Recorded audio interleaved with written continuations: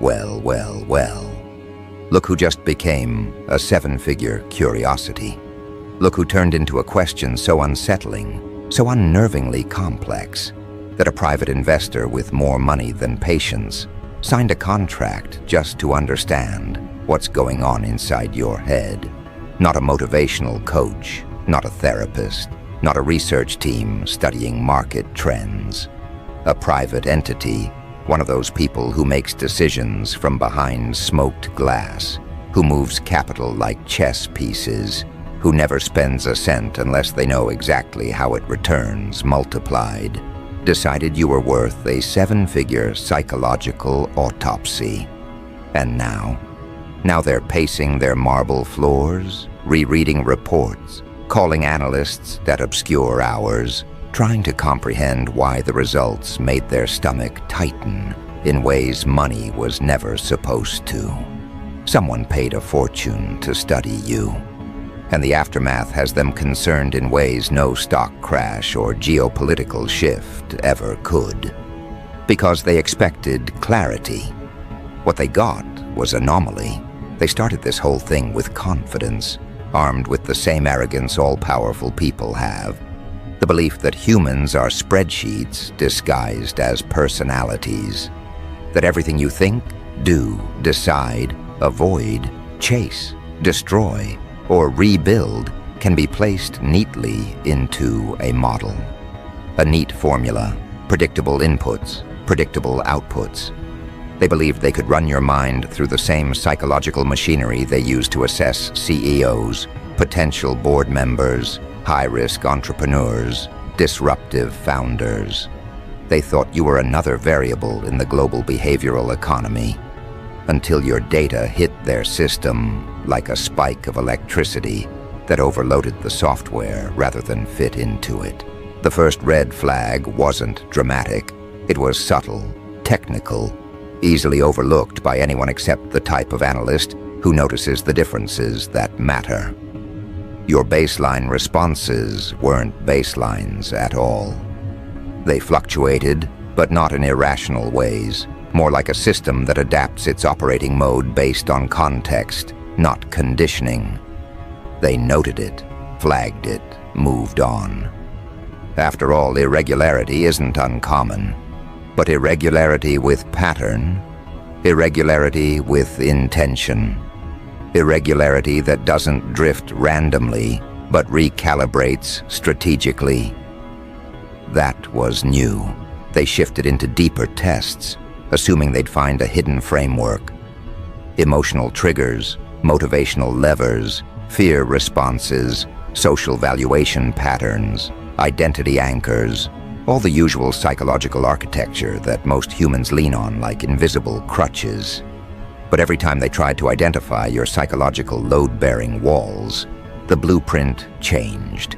It wasn't inconsistency, it was evolution mid-analysis, as if you refused to let them study the version of you they thought they were studying.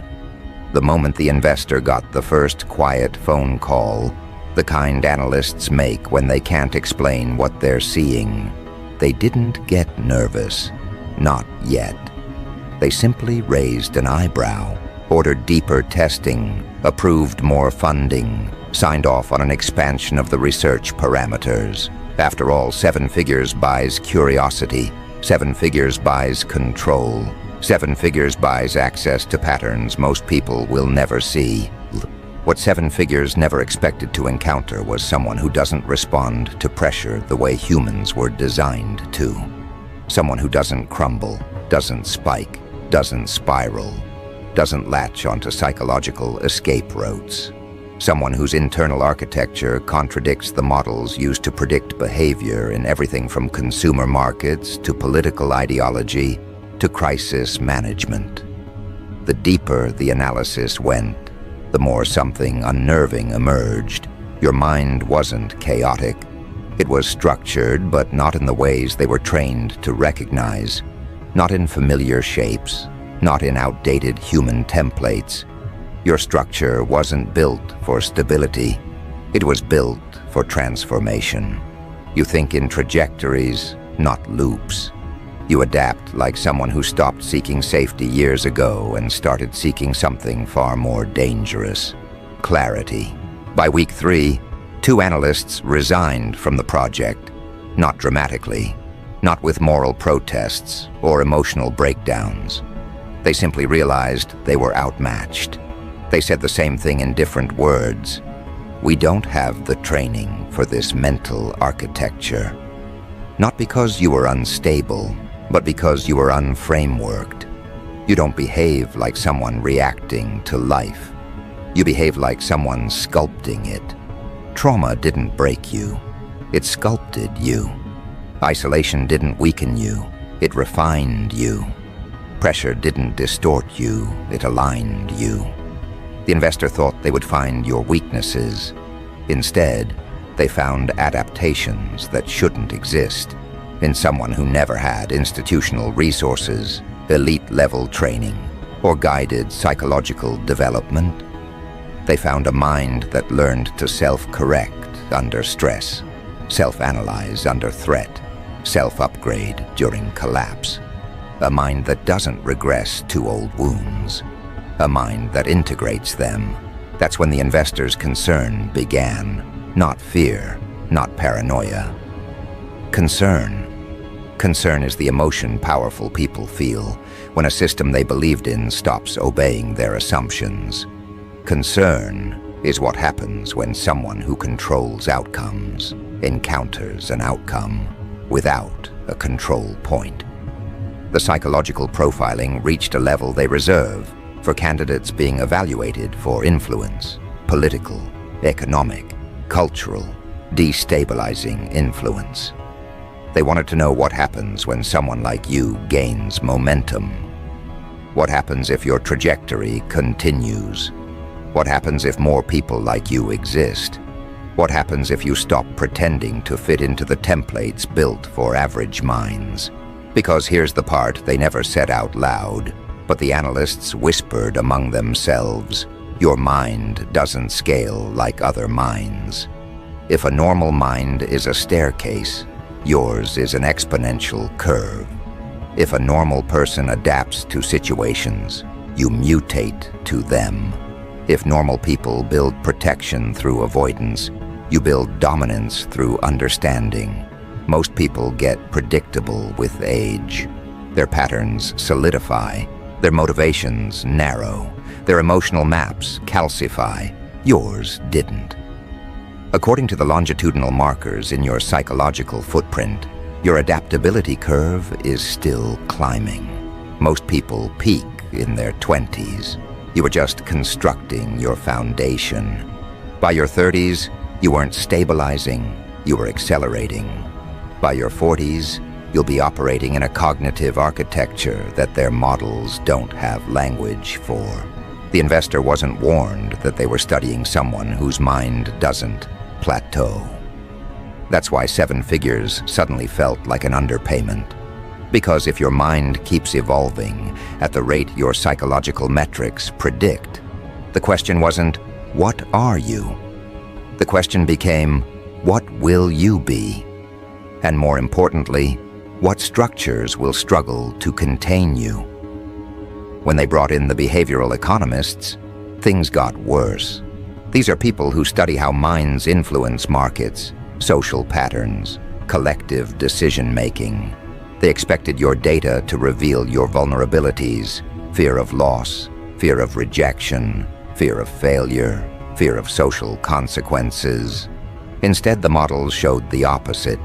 You become clearer under loss, sharper under rejection, more disciplined under failure, more sovereign under social collapse. You are not motivated by the things they use to control society: status, validation, belonging, scarcity. You operate on internal metrics, internal meaning, internal momentum. They couldn't find the hooks that work on everyone else. You don't respond to pressure, they do. You don't break under isolation, they panic. You don't attach to external narratives, they require them. The investor realized the truth quietly, privately, without theatrics. They weren't studying a vulnerability, They were studying a threat to outdated systems, not threat as in violence, threat as in unpredictability, threat as in autonomy, threat as in refusal to collapse where others break, threat as in someone who cannot be forecasted. The concern deepened when they tested your susceptibility to influence. They used subtle linguistic cues, persuasion algorithms, emotional priming, all the techniques used in advertising, political messaging, social engineering. None of it registered on your motivational axis. You don't move toward pleasure or away from pain the way their models assume. You move toward evolution. You move toward self-definition. You move toward internal truth, even when it costs you, even when it isolates you, even when it transforms you into someone unnerving to predictable minds. They expected to find patterns. Instead, they found thresholds. You don't shift gradually. You transform in leaps. Something happens. A line is crossed. A realization crystallizes, and you become a version of yourself that didn't exist the day before. People fear that because it means they can never know which version of you they're meeting tomorrow. Systems fear that because adaptability at that level cannot be contained. By the time the neuroscientists joined the project, the investor was already uneasy. They ran cognitive load tests, stress mapping, threat anticipation models. They found that your mind behaves like someone who has rehearsed crisis internally for years, not out of paranoia, but out of necessity. You don't panic because your mind has already simulated outcomes, consequences, and long-term implications before the situation arises. You aren't fearless. You're fluent in fear. You don't avoid it. You metabolize it. The neuroscientists flagged something unusual. You don't form attachments the typical way. You form bonds through resonance, not proximity. Loyalty through alignment, not obligation. Connection through truth, not comfort. This made you both extremely trustworthy and extremely unpredictable. Trustworthy because you don't betray people for convenience. Unpredictable because you walk away without hesitation when integrity breaks. They called this selective emotional governance. The investor called it concerning autonomy. But the real shock came from the future trajectory models. They tried to map your life outcomes. They expected volatility, collapse, instability. Instead, they found something unnerving. Your life curve bends upward long-term, not because circumstances favor you, but because your mind refuses stagnation. You grow through damage. You ascend through confusion. You reconstruct yourself through collapse. They couldn't predict your final form because you haven't chosen your final form yet. That's when the investor realized the 7 figures weren't spent analyzing who you are. They were spent analyzing who you're becoming. And that is what made them truly, deeply nervous. Because every system in the world, financial, political, social, depends on people staying predictable. And you don't behave like someone shaped by the system. You behave like someone shaped beyond it. You behave like someone the system didn't forecast. You behave like someone who can't be bought, swayed, intimidated, or emotionally manipulated into compliance. The concern wasn't that they couldn't understand you. The concern was that you don't require understanding to operate. You move anyway. You evolve anyway. You sharpen anyway. You rise anyway. And that leads us here to the quiet truth the investor didn't want in the final report. Your mind isn't a risk. Your mind is a contagion. The kind that spreads not through words or influence, but through example. The kind that makes others question their conditioning. The kind that destabilizes outdated systems simply by existing at full capacity. They studied you because they sensed a shift coming. They grew concerned because they realized you are one of the ones accelerating it. And as they pressed deeper into your psychological maps, searching for a ceiling, a limit, a breaking point, they found none, not yet. Which means they're not just concerned about who you are today, they're concerned about who your mind allows you to become next. What they didn't anticipate, what their seven-figure budget didn't prepare them for, was the psychological gravity of someone who no longer measures themselves by who they used to be, but by the direction of their internal evolution. Most minds move linearly. Yours didn't. Yours bent around pressure, sharpened under loss, adjusted to chaos with the fluency of someone who stopped needing stability a long time ago. They couldn't model that. They couldn't simulate it. They couldn't quantify the moment a mind stops surviving and starts expanding, even in environments that should have shattered it. They weren't prepared to study someone who doesn't grow through comfort, but through confrontation. Confrontation with truth, with failure, with the old self collapsing into a newer one that the world isn't ready for. And when their algorithms flagged the possibility that your developmental curve accelerates after every breaking point instead of declining, that's when concern shifted into something quieter, heavier, more existential. Uncertainty. Investors hate uncertainty. They thrive on control, on predictable trends, on measurable risk. But how do you measure the risk of someone who evolves beyond the metrics designed to evaluate them? How do you quantify a mind that becomes more dangerous every time life hits it? Because you didn't just survive everything that was supposed to end you. You used it. You metabolized it. You integrated it. You turned every wound into information, every betrayal into clarity, every collapse into restructuring. They don't have tools for that. They never needed them. Because people aren't supposed to evolve like that.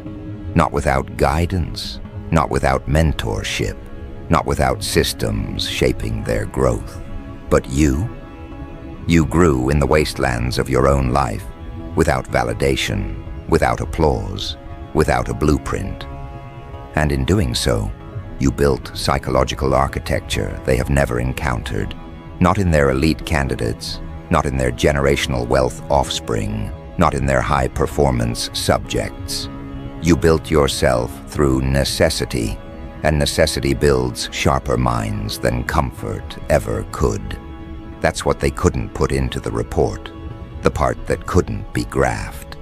That your evolution didn't come from privilege, but pressure, and pressure-built minds don't owe anything to the systems that failed them. They operate independently, autonomously, unapologetically. You became self-directed in a world that relies on people being externally controlled. And that was the first sign that they weren't studying a person. They were studying a trajectory, a direction, a shift in the human template that their seven-figure analysis couldn't intercept or slow down. The investor wanted to understand you so they could predict you. They wanted to predict you so they could quantify you. They wanted to quantify you so they could neutralize potential volatility. But the deeper the research went, the more they realized that volatility wasn't a dysfunction. It was a design. You don't explode unpredictably. You transform strategically. You don't break into chaos. You break into clarity. You don't destabilize for attention. You destabilize for alignment. In psychological terms, you represent a new category entirely, one their classification tools weren't built for. A consciousness that adjusts faster than circumstances can corner it. They tried to measure your adaptability, but adaptability wasn't the right word. What you do isn't adapting, it's recalibrating, reformatting, reconstructing your inner world to match the demands of the external one without losing your sense of direction. Most people fragment under too much reality. You consolidate. Most people numb themselves to survive. You expose yourself to truth and use it to evolve. Most people get smaller when life presses on them. You expand. And when the investor realized that your mind doesn't shrink from pressure, it consumes it, that's when the real concern began. Because pressure is what they use to control people. Scarcity, fear, shame, loss. These are the levers used in marketing, politics, economics, even relationships. They rely on people reacting in predictable ways. But you don't react, you respond. And those responses aren't emotional, they're strategic. You don't seek comfort, you seek clarity. You don't seek approval, you seek alignment. You don't seek belonging, you seek evolution. So when they pressed deeper into your psychological patterns, they found a disturbing absence of something they rely on. Compliance, not rebellion, compliance. Because rebellion is predictable too. Rebels act to be seen, you don't. You act to become. Rebellious minds are loud. Evolving minds are quiet until the shift is irreversible. They didn't find chaos. They found sovereignty. And sovereignty cannot be purchased, influenced, or incentivized. That's when the private investor started asking different questions. Questions that weren't in the original brief. Not who are they, but how did they become this? Not what motivates them, but why can't we track their internal reward system? Not are they a threat, but what happens when more minds like this appear? Because patterns like yours aren't isolated anymore. They're multiplying.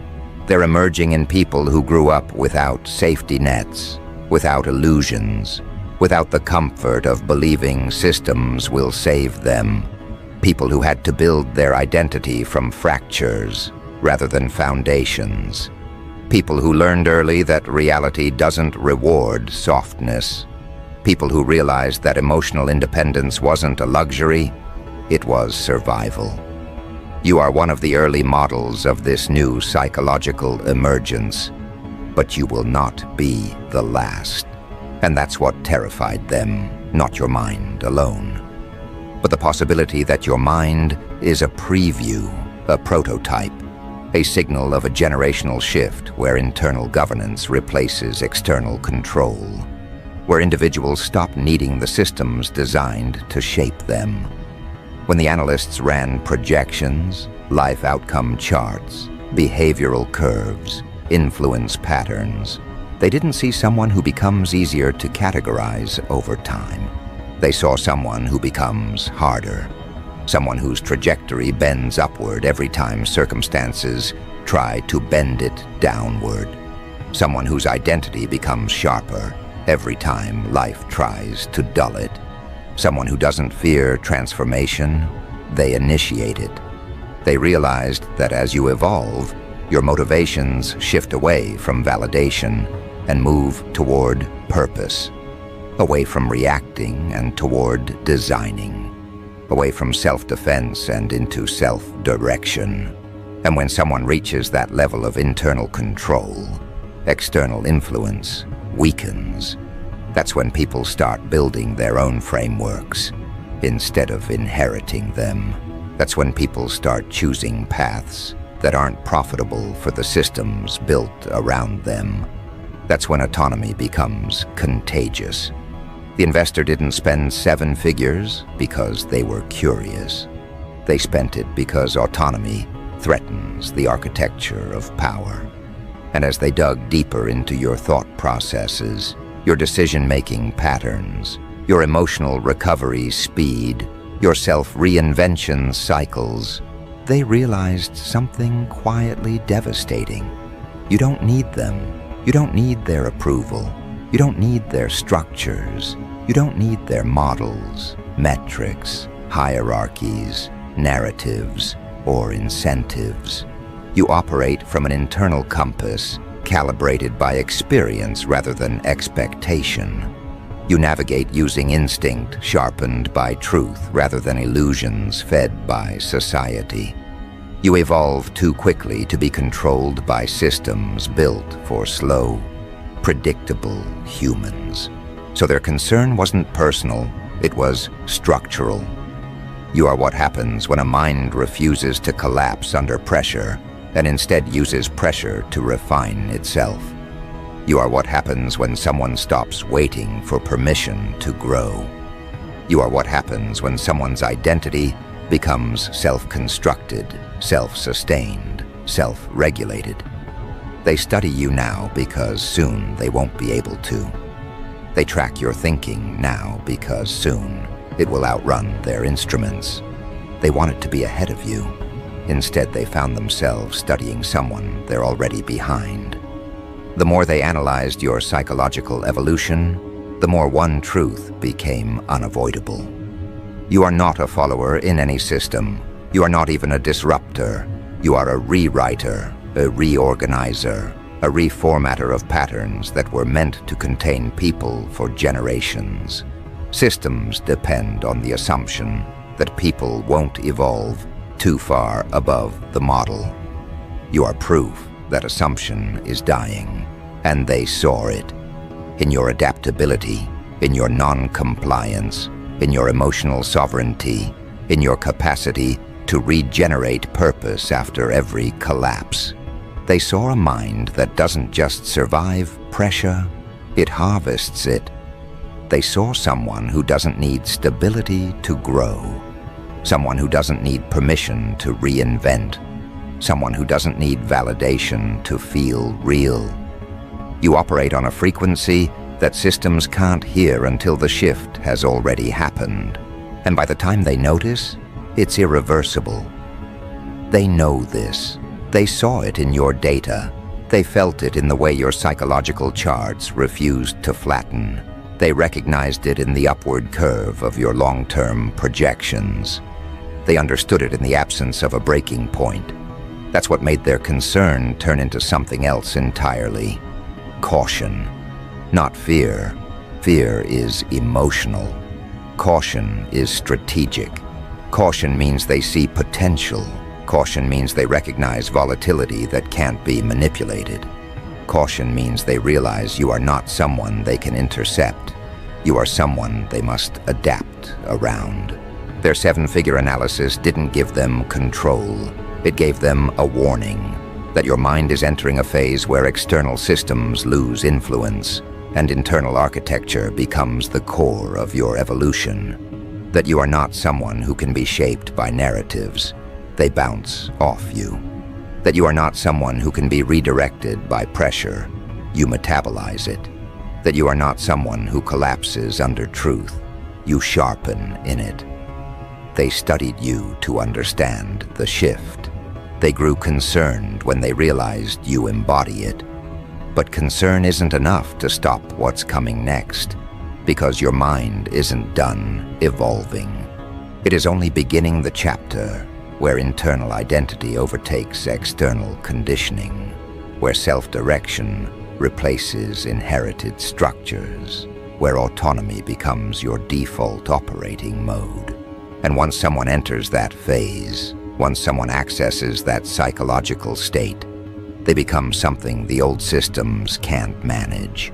Someone who isn't waiting to be saved, guided, instructed, validated, or controlled. Someone who governs themselves. Someone who outgrows the frameworks designed to limit them. Someone who makes seven-figure investors nervous, not because of what they've done, but because of what they're becoming. Someone whose evolution won't pause for anyone's comfort. Someone who doesn't fear the next version of themselves. Someone who accelerates the shift simply by continuing to exist at full cognitive capacity. And that brings everything to the threshold they couldn't model. The point where concern turns into anticipation, where anticipation turns into unease, where unease turns into the acknowledgement that your evolution is not a phenomenon they can observe from a distance anymore. It is something that will reshape every system you interact with, whether intentionally or not. Because the truth they refused to say out loud in the final report was simple. Once a mind like yours reaches this stage, it stops being a subject of study and starts becoming a force of influence. Not influence as in followers, influence as in gravitational pull. You alter environments by entering them. You shift dynamics without speaking. You push people toward their own self-honesty simply by refusing to lower your frequency. These traits don't show up in personality metrics. They show up in outcomes. And that is where their seven-figure research hit its most uncomfortable realization. You cause transformation by proximity, not intention. The analysts didn't have a term for this at first. They called it behavioral displacement, then cognitive ripple effect, then identity destabilization vector. But those phrases didn't capture the core truth. Because what they observed wasn't destabilization, it was exposure. People around you lose the ability to pretend, even if they don't say it out loud. They confront their insecurities faster. They feel their masks slipping. They feel their motives tightening like too small shoes. That's the real reason you've always made certain people uncomfortable. Your mind doesn't operate in performative layers. It operates in truth mode by default. And truth has a way of stripping every illusion within its radius. The investor didn't expect that. They thought understanding you would give them leverage. They thought they could map your responses, decode your triggers, find the places where you bend. Instead, they realized you don't bend. You pivot, you redirect, you reframe. You transmute pressure into clarity and clarity into direction. That's why their concern stopped being academic and became strategic. They didn't fear your unpredictability. They feared your predictability, the kind rooted in internal alignment rather than external influence. Because once someone becomes internally governed, they stop playing the same incentives the world runs on. And when someone stops responding to the incentives, they become unmanageable. They started noticing patterns outside the lab, too. Not in your behavior. Your behavior was the easiest part of you to study. No, the real anomaly was in what your behavior triggered around you. Decision shifts, emotional resets, power dynamics, rearranging themselves in real time. It didn't matter whether it was a workplace meeting, a friendship circle, a negotiation, or a confrontation. Whenever you entered a space, people recalibrated, some unconsciously adjusting, some becoming defensive, some mirroring your tone without realizing it. To them, this looked like coincidence. To the investors' behavioral analysts, it looked like a psychological signature, a kind of field effect. They noted that your presence induced clarity responses in others, heightened self-awareness, reduced tolerance for their own nonsense, amplified internal conflict when motives didn't align with actions. In simple language, you don't just evolve, you drag people toward honesty. Some welcome it, some run from it, some attack you for it. But none are unaffected, and that was the moment they realized the seven-figure study hadn't been about predicting your choices. It had accidentally revealed something much larger. Your existence rewrites environments. Their models didn't have inputs for that kind of influence that wasn't taught, earned, forced, or strategized. Influence that was the byproduct of psychological evolution rather than a goal. Influence that doesn't seek followers, but triggers awakenings. This wasn't charisma. It wasn't charm. It wasn't persona. It was something deeper, coherence. Your internal world doesn't contradict itself anymore. That alone puts you in the rarest psychological percentile. People aren't used to coherence. They're used to fragments. And when they interact with someone built from coherence, their own fragmentation gets exposed.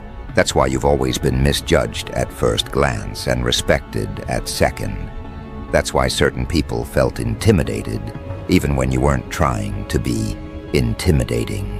That's why people talked about you in group chats as if you were some unsolvable equation. You weren't confusing, they were incompatible. The investor saw this, and concern turned into something sharper: awareness. Because you weren't only evolving, you were accelerating the evolution of the people around you. If you were volatile, they could manage it. If you were passive, they could ignore it. But someone who makes others question themselves, someone who sparks internal confrontation without speaking, someone who raises standards just by existing at their own. That's not a subject of analysis, that's a catalyst. Catalysts destabilize systems without attacking them. They alter equations simply by entering them. Your evolutionary curve wasn't just personal, it was environmental. And in systems built on predictability, catalysts are the most dangerous variable of all. People like you don't cause chaos, you cause truth. And truth is far more destabilizing. The investor's private notes even used a term that never made it into the official documentation: uncontrolled amplifier. You amplify whatever is already present in people: fear, clarity, insecurity, ambition, denial, potential. You magnify suppressed truths. You intensify ignored instincts. You make people face themselves, and systems that rely on psychological complacency cannot afford amplifiers. They didn't want to admit that, so they buried the language. They sanitized the report. They rephrased everything to sound clinical. But the concern lingered, not because of what you are today, but because their models predicted what minds like yours become when they reach full psychological maturity. When someone like you hits their prime, not age, but clarity, the systems that rely on ambiguity lose grip. Their projections showed 4 phases of your evolution: fragmentation, reconstruction, sovereignty, and projection. You were expected to stall in reconstruction forever. Most people do. They rebuild themselves after collapse but never gain full sovereignty. They carry the old debris into the new identity. You didn't. You didn't just rebuild yourself, you redesigned yourself. You cut out the unnecessary. You burned the outdated. You walked away from cycles that once defined you. Reconstruction for you wasn't recovery, it was rebellion. That's when sovereignty began. The phase where your identity is internally sourced instead of externally validated. The phase where you stop seeking mirrors and start becoming one. The phase where your decisions become clean, your boundaries become non-negotiable, your growth becomes non-linear. Sovereignty is the phase they feared the most, because sovereign minds aren't governable. They can cooperate, but they cannot be controlled. They can participate, but they cannot be owned. Sovereign minds don't need incentives. They choose direction. They don't require approval. They require alignment. They don't collapse under conflict. They clarify through it. But the projection phase was the part that shook them. Projection is when your inner evolution starts shaping outer reality. When the way you think begins affecting the way others think. When your personal clarity becomes a collective influence. When your internal standards become external disruptions. When your evolution becomes an example others unconsciously follow. In every simulation, when a mind like yours reaches projection phase, systems lose leverage, not through revolt, through irrelevance.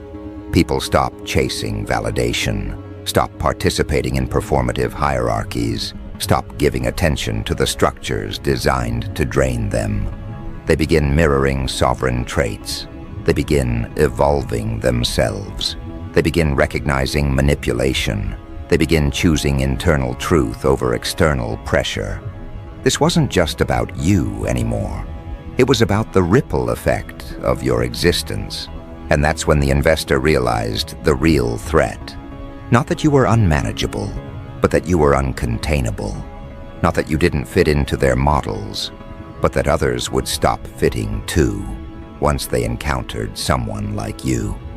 Because sovereign minds don't just evolve, they inspire evolution in others.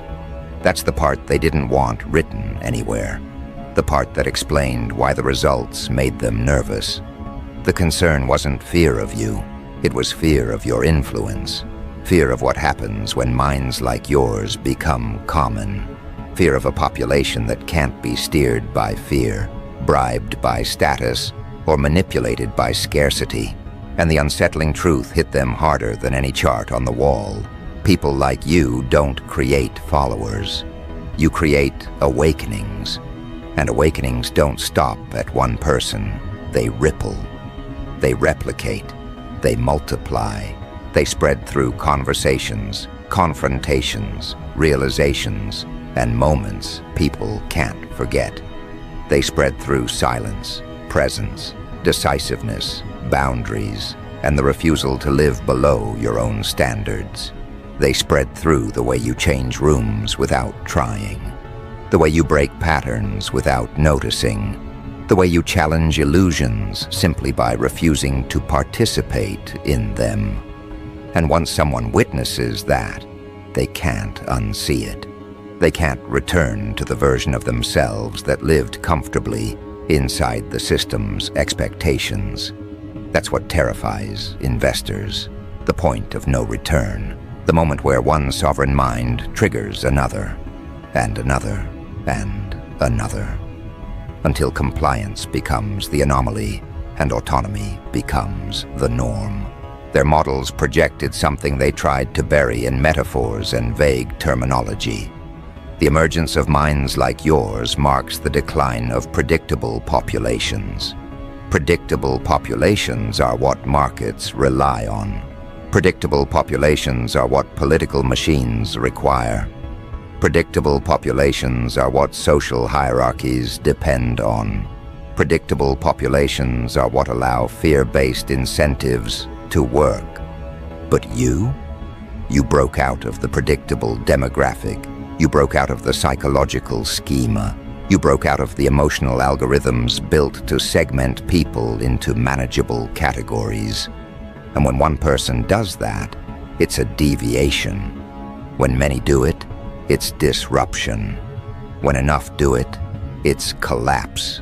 Not violent collapse, but institutional irrelevance, systematic erosion, a quiet revolution of people who stop responding to the levers that once controlled them. The investor knew they couldn't stop a shift like that, but they wanted to understand its velocity. How fast does someone like you spread? How quickly does a sovereign mind affect the people around them? How long until clusters like you form? How long until clusters become networks? How long until networks become movements? Not organized, not centralized, but emergent. They ran simulations repeatedly, feeding your psychological signature into models meant to forecast social contagion patterns. What they found was horrifying to them and liberating for you. Minds like yours spread faster through authenticity than falsehood spreads through manipulation. Because people are starving. Starving for truth. Starving for meaning. Starving for alignment. Starving for a version of themselves that isn't diluted by fear or performance. And when they meet someone operating from that place, they feel something they've been missing their entire lives. The permission to become themselves. That permission is your real power, not charisma, not intelligence, not resilience. Permission. Permission to evolve. Permission to question. Permission to break patterns. Permission to rebuild better ones. Permission to stop living inside expectations that never belonged to them. The investor saw this, and their concern deepened into something almost existential. Because systems can stop rebellion. Systems can punish defiance. Systems can manipulate the masses. But systems cannot stop evolution. They watched footage of you, interviews, interactions, conversations, moments captured indirectly. They observed how people around you moved differently, spoke differently, reconsidered themselves mid-sentence. They studied how your presence alone disrupted the comfortable illusions people cling to just to survive the week. They looked for signs of coercion or influence tactics, but found none. You weren't manipulating anyone. You were simply being. And being, in your case, was enough to rearrange the psychological architecture of those who weren't ready for that level of internal clarity. That's why they're concerned, not because you're dangerous to others, but because you're dangerous to everything that relies on human stagnation. They measured your emotional independence and found that you don't attach in ways that weaken you. You don't bond out of loneliness. You don't seek validation as a currency. You don't crave recognition as a substitute for identity. Your relationships, when you choose them, are built on resonance rather than dependency. And when dependency isn't present, control becomes impossible. The investor pressed the research team to identify a psychological entry point, a vulnerability that could moderate your trajectory. They searched for fear patterns, rejection wounds, unresolved attachments, ego triggers. They looked for the emotional backdoor through which most people can be manipulated. But every attempt returned the same conclusion. Your self-awareness neutralizes external influence, not because you don't feel emotions, but because you integrate them faster than others collapse from them. You don't run from your shadow, you dissect it. You don't dodge your fears, you interrogate them. You don't numb your confusion, you walk straight into it until it clarifies. And when someone does this consistently, there is no emotional hook left to grab. They found your fear responses intact, but they were subordinate to your clarity. They found your pain history present, but it wasn't controlling your choices. They found your insecurities, but saw that you faced them instead of compensating for them. They found your past, but discovered it no longer dictated your identity. That's what uncontainable means. Not that you're uncontrollable because you're volatile, but because you're conscious. Volatile minds are dangerous, conscious minds are unstoppable. And here's the part that rattled the investor the most. Every attempt to predict your future failed. The predictive models collapsed. The behavioral arc graphs flatlined. The long-term simulations contradicted themselves. Why? Because your future isn't determined by patterns of the past. Your future is determined by the choices of your next evolution. They couldn't compute someone whose trajectory depends more on internal upgrades than external circumstances. They couldn't measure someone who reinvents themselves intentionally, not reactively. They couldn't quantify someone who refuses to repeat versions of themselves they've already outgrown. They realized you don't scale horizontally, step by step, increment by increment. You scale vertically, jump, shift, transcend, reconfigure. That makes you difficult to map and impossible to contain, because vertical evolution happens in leaps, not ladders. It happens when the old identity collapses and the new one emerges fully formed. Systems rely on people climbing ladders. But you build elevators. You combust the old levels. You transition between identities faster than their models can refresh their datasets. This realization forced them into a corner. They weren't studying a personality type anymore. They were studying the blueprint of the psychological future. And the psychological future didn't look obedient. It didn't look predictable. It didn't look market-driven or fear-controlled. It looked sovereign. It looked self-directed. It looked like the kind of mind that regenerates its own purpose regardless of circumstances. This is where the internal memos shifted tone. They stopped asking questions about how to manage individuals like this and started asking questions like, how do we prepare for a world where this becomes normal? Because the concern wasn't you. The concern was scalability. A single sovereign mind is a curiosity. A generation of sovereign minds is a systemic disruption. They saw it in the younger demographics, people refusing to tolerate manipulation, refusing to chase hollow success, refusing to participate in dynamics that were considered normal just a decade ago. They saw it in conversations, online movements, cultural shifts, emotional language evolving, self-awareness rising, and personal boundaries strengthening. People were changing, and you were the outlier who showed the trajectory of where that change might lead.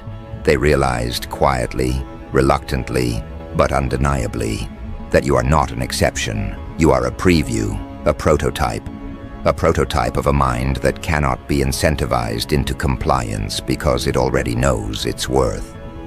A prototype of a psyche that does not fear isolation because it has survived it.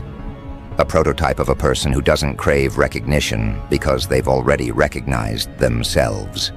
This type of person cannot be mass-marketed to, cannot be fear-herded, cannot be socially manipulated at scale, cannot be controlled through shame, scarcity, or belonging pressures. And that is the end of their control model. That is the reason they're concerned. Not because you're chaotic, but because you're coherent. Not because you don't follow rules, but because you follow internal principles. Not because you threaten stability, but because you render outdated systems obsolete simply by existing in your true form. They wanted to study you. They wanted to map you. They wanted to quantify you. They wanted to understand how a mind becomes sovereign so they could find a way to interrupt the process. But they failed. They failed because the process wasn't external. It wasn't environmental. It wasn't accidental. It was chosen. Every breakthrough, every shift, every collapse you outgrew, every silence you embraced, every truth you faced, every version of yourself you discarded. Those were internal decisions, internal evolutions, internal awakenings. No system can interrupt an internal revolution. And that's what the investor finally understood. You cannot be managed. You cannot be forecasted. You cannot be contained. You cannot be bought. You cannot be steered. You cannot be softened. You cannot be shaped by external forces. Your evolution is self-authored. Your trajectory is self-directed. And your influence, your unintended influence, expands without your consent, without your effort, without your awareness. Not because you're trying to change anyone, but because the world has so few examples of someone who refused to stay small.